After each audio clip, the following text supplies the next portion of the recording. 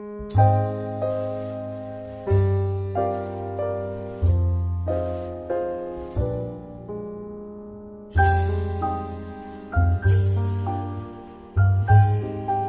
व्यूअर्स, अस्सलाम वालेकुम. پرون زه سوپر مارکیټ ته تلم. الته ماته څه ګارډنینګ ټولز او نور سیزونه ملاو شول. زه غواړم چې دا تاسو سره شیر کړم. زه ډیره زیاته ایکسایټډ یم چې دا استعمال کوم. نو اولنې شی چې کوم موږ تاسو ته خایو دا یو ډیره کیوټ شانتي فواره ده. دا تاسو دوه طریقو سره استعمالولای شئ. دا سه چې کله تاسو پلانټس وړوي یا کله تاسو خپل پلانټس انډور پلانټس وینځل غواړئ نو په دې سپری باندې صفه کولای شئ. او بل طریقه دا ده دا سه او بل چې مونږ کوم شی اخسته دي هغه دا یو ورکوټه شانتي ګارډنینګ کټ دی.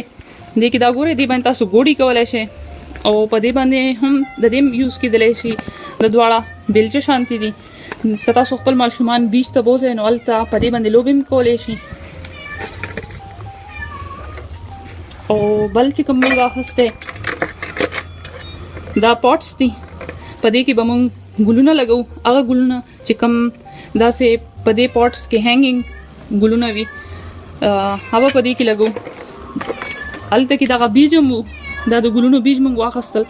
یو د مارنینګ ګلوري فیملی او بل د فرنچ میریګولډ. دا ډېر ښکلي ګلونه دي او موږ به تاسو ته د دې چل ښایو چې دا څنګه کرلی شي. ویورز دا ټولز دي دا موږ اول هم استعمال کړي دي. د دې دغه چې کوم هینډل دي دا د لرګي نه جوړ دي او باقي دا میټل دی.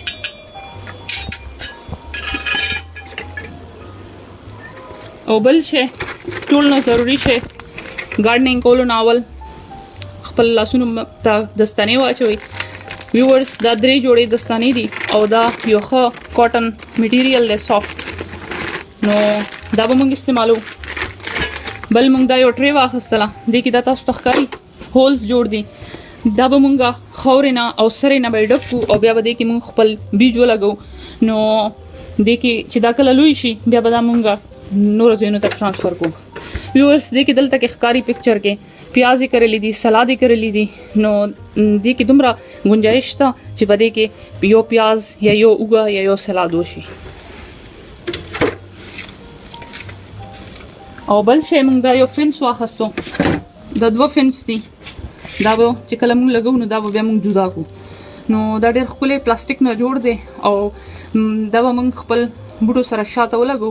په دې باندې به زموږ د ښکلې بوټي چې کوم دي هغه یو سایډ ته وي او دا به یو ډېر ښکلی لوک ورکوي. بل شی چې کوم موږ واخیستو دغه پاټ دی. دا هم د پلاستیک پاټ دی او دې کې هولز هم جوړ دي.